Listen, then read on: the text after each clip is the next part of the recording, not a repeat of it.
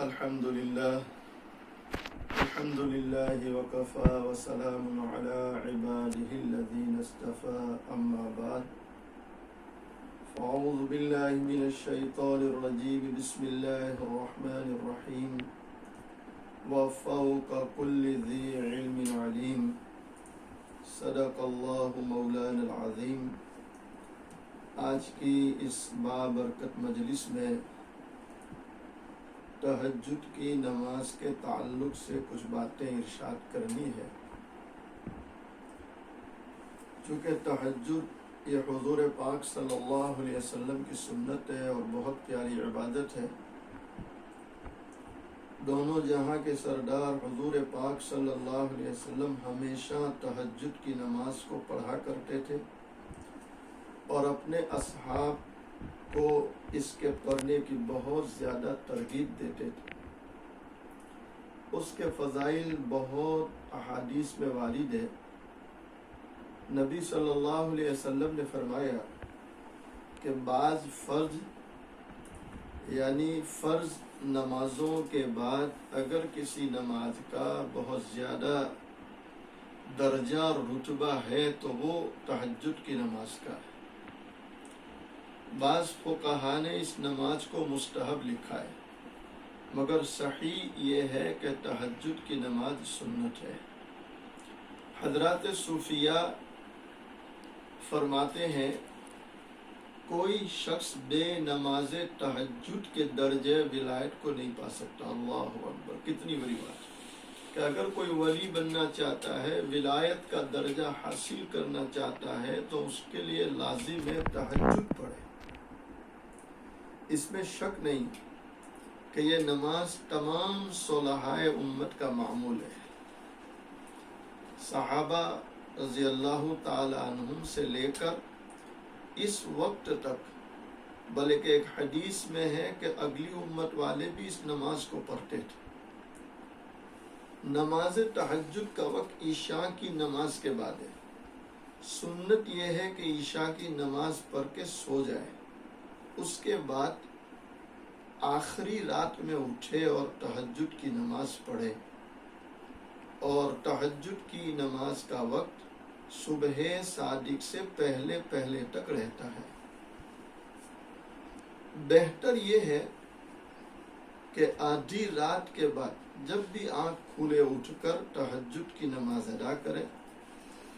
کم سے کم تہجد کی نماز 2 رکعت اور زیادہ سے زیادہ 10 رکعت منقول ہے، اور حضور پاک صلی اللہ علیہ وسلم کا اکثر معمول تھا 8 رکعت آپ ادا فرمایا کرتے تھے۔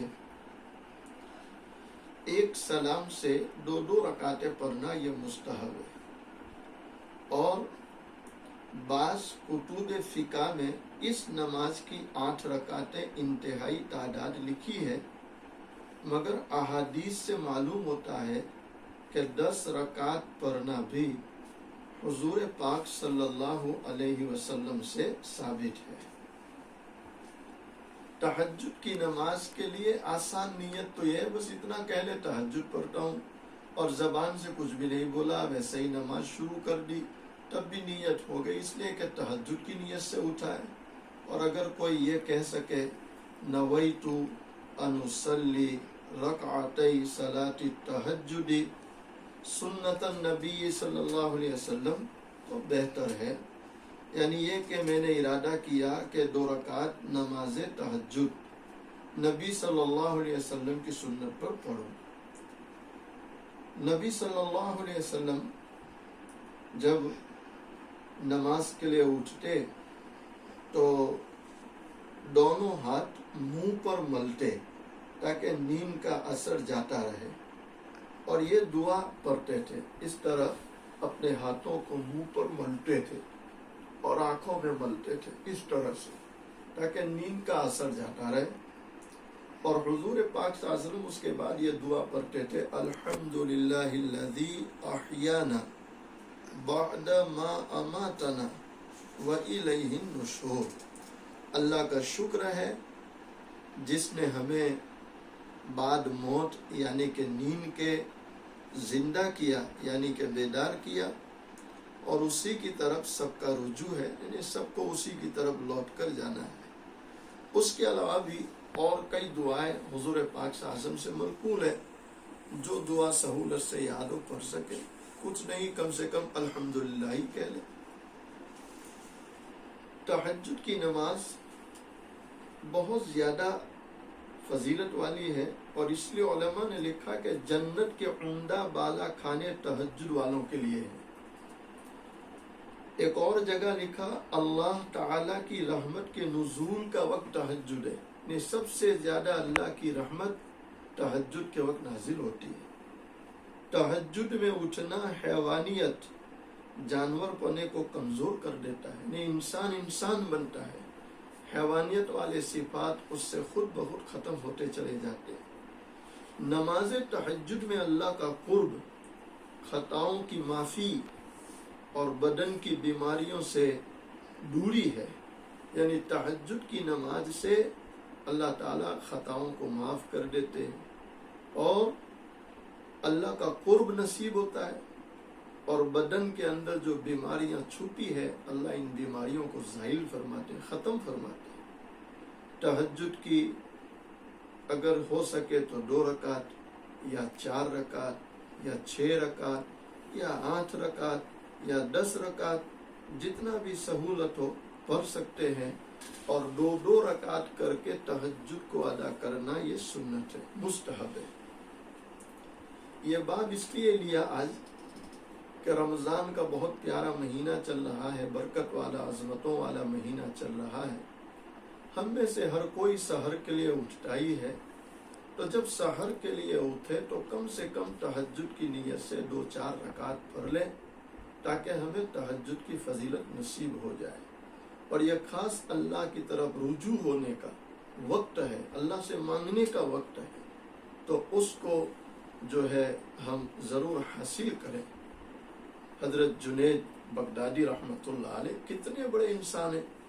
علماء نے لکھا جب آپ کا انتقال ہوا اور کسی نے خواب میں دیکھا اور پوچھا حضرت کیا گزری، تو اللہ اکبر کتنا پیارا جواب ارشاد فرماتے ہیں۔ آپ فرماتے ہیں بھائی تمام نیکیاں، تمام اعمال اکارت گئے، بیکار گئے، بس رات کے اندھیرے میں اٹھ کر 2 رکعت کا پڑھنا اس نے کام بنا دیا۔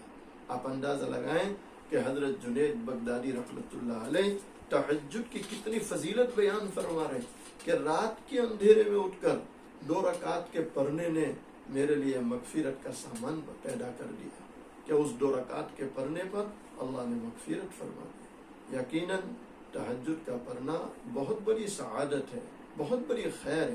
ہمارے حضرت شیخ طریقت حضرت مولانا محمد قمر الزمان الہ آبادی دامت برکاتہم علینا، اللہ آپ کی عمر میں برکت عطا فرمائے، تندرستی عطا فرمائے۔